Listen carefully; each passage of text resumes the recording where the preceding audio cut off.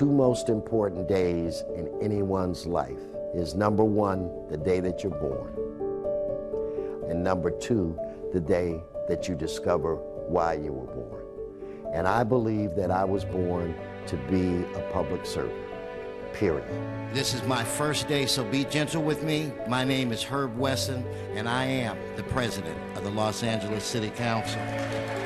As long as I breathe, I'm going to always try to help others.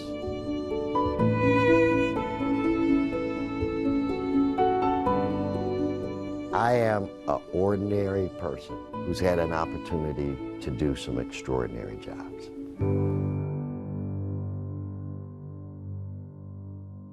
Major changes are on the horizon for Los Angeles City Council President Herb Wesson. After 8 years of leading the council, he's decided to step away from the presidency. We sat down with Wesson for a look back at some of the key legislation passed during his tenure and his legacy as the council's first African-American president. Council President Wesson, thank you so much for joining us. So you've led the City Council for 8 years. What have been some of the most memorable moments? Well, first of all, let me say that 8 years seems like it was only yesterday, and it's probably the biggest honor that I've ever had in my life to serve as the quarterback of the Los Angeles City Council. I'd like to take this moment as the last moment that I will address you. We have been through a lot together. We've seen relationships blossom. And what I want to do is just give a huge thank you to all of the people that make this possible. My family has made numerous sacrifices, and I love them for that because they afforded me the opportunity to do what I love. When one of my sons was 12 years old and I was off to an event, he looked me in my eyes and said, "Dad, you spend more time with other people's kids than you spend with us." I almost cried a river right then, but it was my calling, my reason for living to try to help others.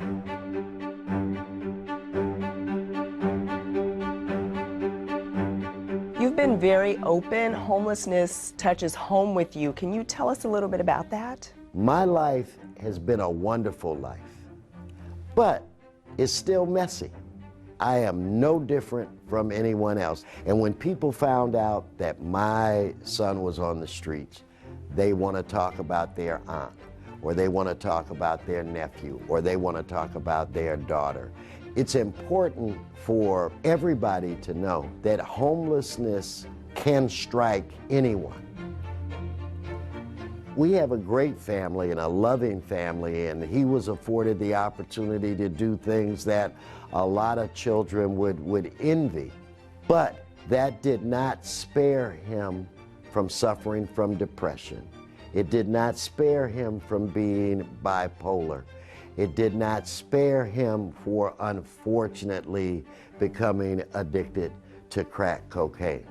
And when people begin to realize that this affects all of us, I think it helps build the momentum necessary to really focus on this as the crisis, the challenge of the day. This council has proven that we shy away from no issue. We have proven that we can fly. We have proven that we can come together and make anything possible. I'm proud that this council decided to not just work on the easy things, that we would take on the hard issues, issues where people didn't think that we would succeed. We felt that when we were together, that we could do anything. And that's why when President Obama called on the states to take up the charge to raise the minimum wage, that we didn't wait on the state.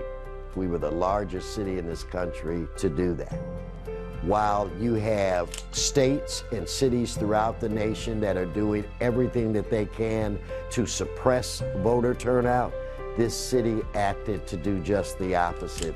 Criminal justice reform, we were one of the first major cities to ban the box that you'd have to check out that indicated that you had some form of a criminal record. The winds in this country blow from the west to the east. People in different cities throughout this country look to Los Angeles for leadership. And I think that's LA. We are a big city. We do big stuff. That's how we roll. We set the tone. Another key issue in the city and the nation is immigration. From this day forward, a new vision will govern our land. From this day forward, it's going to be only America first. At this point in time in our history, it is time for us to not forget that we are the United States of America, not the divided States of America. What we want to do in the city of Los Angeles is protect all of our residents. And it's more important to a number of us. What kind of neighbor are you going to be? What kind of American citizen are your children going to be? Not what kind of documents you happen to have in your back pocket. What makes us great is our diversity. We are LA. We hope that our lifestyle is contagious and sweeps throughout this nation. You mentioned President Obama. How did the designation of Obama Boulevard come about?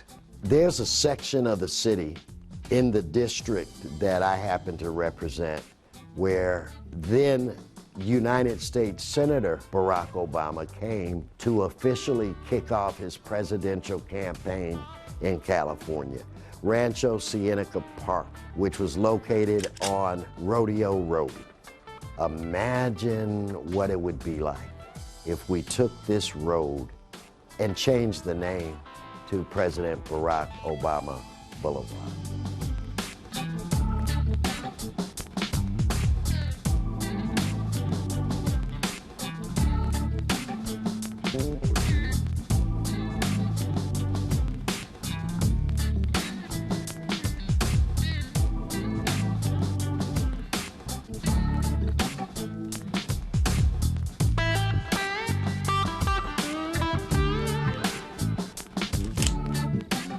We had this big name-changing ceremony, which drew almost 27,000 people. LA loves Barack Obama, and Barack Obama loves LA.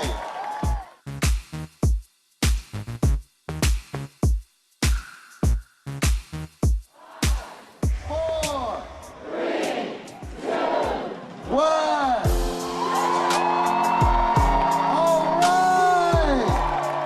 To have the first black man to be elected president of the Los Angeles City Council, create a street for the first African-American president of the United States of America, that brings me joy. Someone else the city has recognized is Nipsey Hussle with Nipsey Hussle Square. Why was that important for the council? This young fella is talented. Oh, Lord, was he very talented. But I think that he represents what can happen when an individual makes a choice to redeem his life and to try to give back to the community from whence he came. Every time you take a step up the ladder of success, you should stop, turn around, and try to bring someone up with you.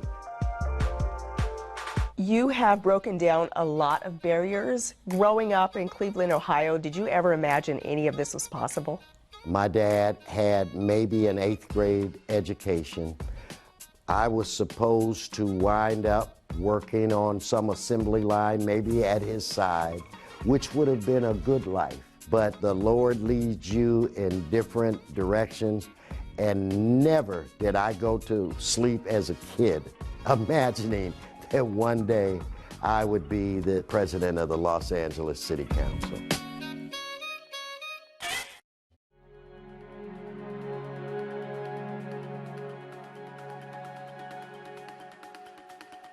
I actually lost my vision about 25 years ago from diabetes. So I was on a roller coaster of having vision and not having vision. Even me sitting here, there could be 10 people in front of me, and I have no idea until they speak. Meet Captain, LORRI BERNSON's constant companion. He's a graduate of Guide Dogs of America's program that breeds, raises, and trains dogs that will go on to help the blind and visually impaired. I contacted Guide Dogs of America, and I got just a warm feeling. The program's dogs are bred specifically for the purpose of becoming guide dogs. We do all of our own breeding here on our campus. It's a very specialized dog that we're looking for. We use mainly Labrador Retrievers. They're very food motivated, they're very friendly. The campus, located in Sylmar, California, is where their training begins. Trainers begin monitoring the development of the puppies as soon as they're born and throughout the first weeks of their lives. When the puppies reach 8 weeks of age, they're sent to the homes of volunteer puppy raisers. All of our puppies are raised in volunteer homes, and our puppy raisers, they really are the cornerstone of what we do here. We say all the time, we can't make guide dog teams without volunteer puppy raisers, the amazing, selfless, giving people who welcome these puppies into their hearts and homes for a little more than a year and give them that amazing foundation that they need to come back to our campus so that we can teach them how to be guide dogs. My kids grew up and they were out of the house, and I said, I'm going to do this. And that was in 2011. And so that was puppy number 1, and now here it is, and I'm on puppy number 7. We have one family who I believe right now they're raising their 31st dog. You would take the dog home with you and teach it basic obedience. You would be responsible to teach it how to go on a bus and this and that. It's a great experience. It's a great way of teaching responsibility to your children and your family. And some of our best puppy raisers have been children because they take it very seriously. Out of the dogs that we graduate, a lot of them graduate because the families do it as a project together. So amongst our puppy raiser population, we have single people, we have families, we have empty nesters, we have newly retired couples. I always say puppy raising is a great retirement sport. We're doing it to help others. I mean, it's not about us, it's about raising this beautiful animal to help somebody who needs it. All of these people that have guide dogs means that behind that, there's a person or a family who took in a precious ball of fur at 7 weeks of age, put so much work into making this dog as good as this dog can be, and then having to turn the dog back in, and they're volunteering for this, is the most selfless thing I can think of. At around 18 months old, the dogs are returned to the academy and begin formal training with Guide Dogs of America instructors. So we kind of call this going off to college. It's a super emotional day for the puppy raisers. They have put their blood, sweat, and tears into making these dogs ready for their formal training. It's bittersweet, but this is what it's all about. It's not about us, it's about him, and it's about preparing him for this moment to be ready to go into formal training. People are always asking, oh, I'd love to raise a puppy, but I could never give it up. And my comeback to that is, well, first of all, you're not giving the dog up, you're giving the dog forward. You know, if anybody ever tells you it's easy to give them up, it's not. That would not be probably truthful. But the way I look at it is my heart gets a little bit bigger with every puppy that I raise, and hopefully becomes a working guide. You say goodbye and you cry, and then you say you're going to take a break sometimes, but then a week later you get a phone call and you raise a puppy again. Once the dogs are back at the school, instructors begin to work with each dog individually to teach them advanced commands such as moving through a world of obstacles, traffic, noise, varying terrains, stairways, escalators, and identifying potentially dangerous situations. The dogs don't know where you want to go. He's in charge of our safety, and I'll kind of tell him where I think I need to go. So there could be a hybrid car making a turn in front of me that I don't see or hear. And in that instance, the dogs are taught what's called intelligent disobedience. If I were to say, Captain, forward, and he doesn't go, I have to figure out, Something's in my way. Is there a pole here, or is it a car that I don't hear that's turning the corner? Or is it a cyclist? About 50% of the dogs don't make it. For the dogs that do make it through, the full training lasts 4 to 6 months. A guide dog will help people travel independently, safely. It improves their mobility. Goliath down here is my second guide dog. And so when I'm out walking, we're rolling. And I walk just as fast now as I did prior to losing my eyesight. So if I'm crossing Ventura Boulevard, oh, for sure people think like, you are? Ventura and Sepulveda? Really? And to me, it's like, that's what we do. Once the dogs have passed their proficiency test, a group of 10 visually impaired students comes to live at the GDA campus free of charge for an immersive 3-week course. This enables the staff to better match students with the right guide dog for them and gives them their first chance to work together as a team. We'll match them with a dog that will be a good fit for both their lifestyle, their activity level, any special mobility like any gait issues. During their 3-week stay at the GDA campus, the guide dogs live with their students at the dorm, allowing further time to bond and become companions. Instead of being him and you, now you're this singular unit because you don't know where that harness starts and my hand stops and vice versa. The gift that I got as a result of my blindness was my first, second, third, and fourth now guide dog. And it's a whole different love with each dog, completely as intense. But like children, I don't have kids, but I would imagine each child is loved tremendously, but they hit different spots in your heart. But each one fills the heart. It costs about $48,000 for one dog to go through the entire training process. At the end of class, at the 21 days, we have graduation. When they get home, they really become the instructor for the dog. It can take 6 months to a year once the graduating team gets home to really solidify that bond. Our guide dogs have a great life at home. Dogs need a well-rounded life, so they need both work and play. When a guide dog is not in harness and at home, they're no longer on the clock or considered working. A successful team usually works at least 6 years together. Like people, the dogs tend to slow down, and you don't want to keep chancing that, no, he's still sharp, he's still quick, he can get me out of the way of a car and save us both. So you don't want to push it too much. I mean, I don't want him to be at risk either. It's not just selfishly. These canine companions end up impacting the lives of their handlers in many unexpected ways. Besides the mobility and the independence, the other thing that they provide for us is, at least for me, is a lot of love. Some people think, well, it's just a dog. Trust me, it's much more than just a dog. He becomes a whole part of who you are and your family. I was able to, in time, start to think about not listening for danger, but rather listening to the sounds of the good life. Like, I could hear birds, I can hear children. It's almost like an organ donor in a way.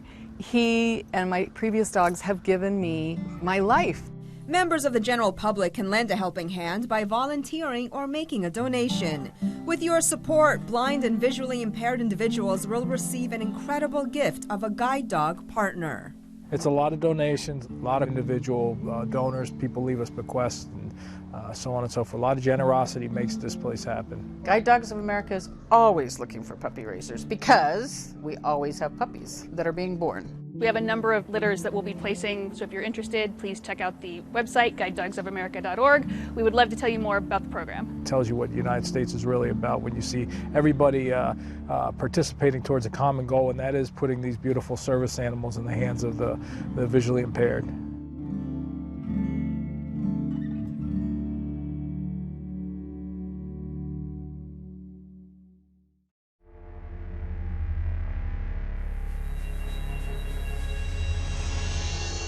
Hello, I'm Maria Hall Brown, and this is LA Currents. You think of film festivals, you think that they normally come around once a year. However, that's not necessarily true, because here in the City of Angels, we have a very exciting film festival that happens every single month. I'm delighted to introduce to you Larry LeBeau from New Filmmakers Los Angeles. A film festival every month. Yes, every single month. 12 months a year for the last 12 years.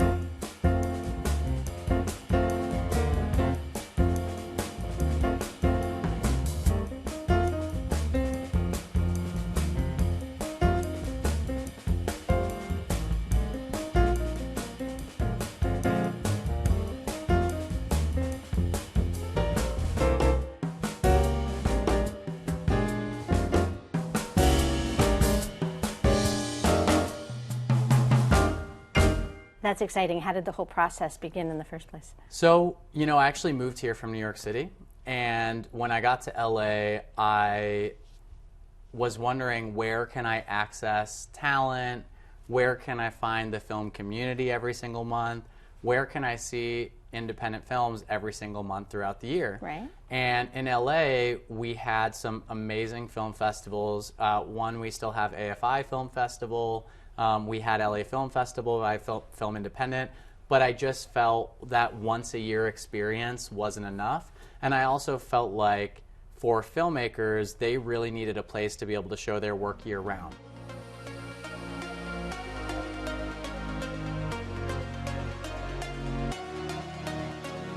I wanted to make something that sort of represents the side of LA that people, you know, have always been interested in, but maybe don't know the story behind it. The reason I was so excited about this contest is because it was, you know, a chance to like kind of join the community as a filmmaker. No matter how hard I'm working, like to, you know, make my dream succeed in this city, I also have to stop occasionally and appreciate the city itself and what it is.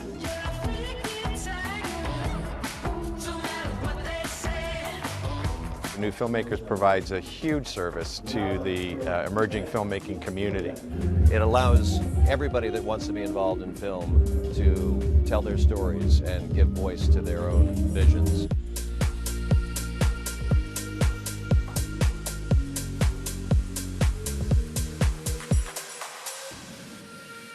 If you're a filmmaker, you've invested a lot in making your film. You're really trying to get it seen by audiences and most likely, more importantly, industry as soon as possible. New Filmmakers Los Angeles actually has these relationships with all these organizations, because you have a relationship with a lot of really strong professional industry standards. Yeah. So this past one, we had Disney Plus, Walt Disney Television, HBO, Pantolion, which is a part of Lionsgate, Fox Searchlight, and we had top executives. I mean, vice presidents of content development, managers of acquisitions for the companies. I'm sorry, how did you get all of this? Because these names are the types of names that to be in front of for a young filmmaker would be almost impossible to believe. So how did you garner these people? Yeah, so that's part of like what our passion is as an organization, is bringing the community together, and it's every component, right? We want to help filmmakers get exposure, we want to help filmmakers make professional connections, we want filmmakers celebrated to audiences, so it's just a lot of passionate outreach, to be honest. We've been building alliances over the years, so a takeaway from this past event with Walt Disney Television was they actually reached out and said, you know what, we loved the meetings with all the 14 filmmakers so much, we want to invite every single one of them to register within Walt Disney Television, to be considered for Marvel, to be considered for all ABC, Freeform. So now all of those filmmakers are entered into a database at Walt Disney Company to be considered for projects that are happening throughout the Walt Disney Company family. Wow. So that's a win for us. Like, that's the kind of thing that we really want to see happening. Going back to our roots, and at the end of the day though, we are here as an arts and cultural organization. That is our foundation. We feel the work that we're doing just at a foundational level of making sure this content has a place to be seen and that these filmmakers have a place to connect with industry and connect with audiences is equally important. Los Angeles. They call you City of Lost Angels. I'm gladly lost inside of you. Lost amongst angels pulling birds out of hats. Look, beside glistening sands and shimmering shores, a girl angel with colored spheres spinning like planets. Angels sweetly singing under trees.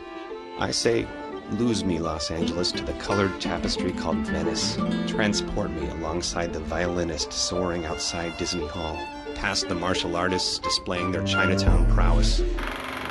Hello, we're back with Larry LeBeau from New Filmmakers Los Angeles, but we're also joined by Varda Barkar, who is a filmmaker who has a great relationship with the New Filmmakers Los Angeles. Larry and New Filmmakers LA had launched On Location, and which was a contest where you were invited to make films about Los Angeles. So I took it on and made a film. It was like a poem, really.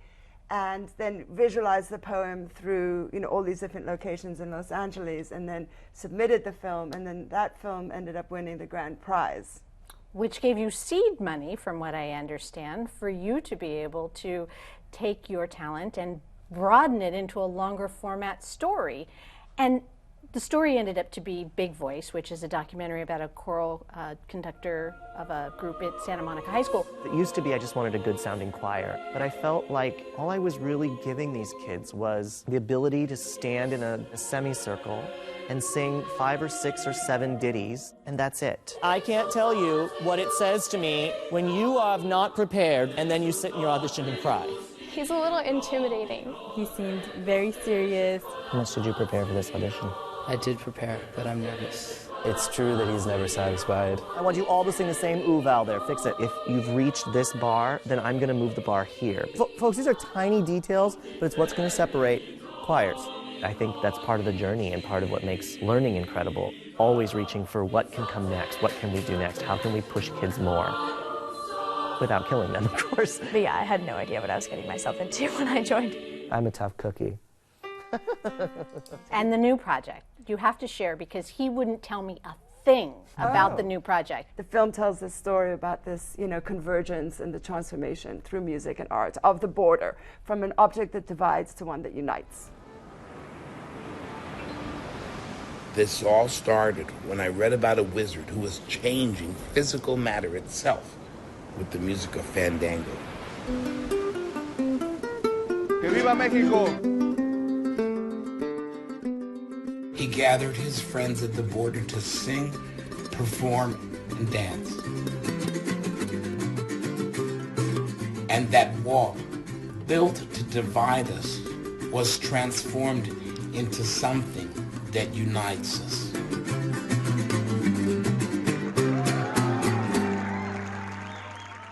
That's what's really exciting for me every day with New Filmmakers, is to see the Vardas and all the filmmakers that come through and are creating this magical content.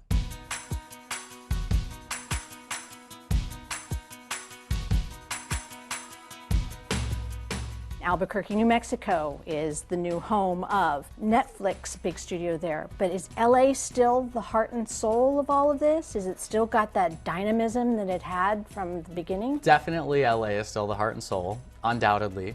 Absolutely, for sure. Netflix is going to make decisions based on shareholders and profits. When you're talking about budgets that are maybe $100 million and a 40% tax credit or rebate versus no tax credit or rebate, I'm pretty sure you're going to go choose the place that you might get about $40 million back, right? So that you can continue to make more great content. I think the legislature of the state and the governor of the state have done a great job. Obviously, we have a new governor now, but I think that they've done a great job bringing the tax credit up.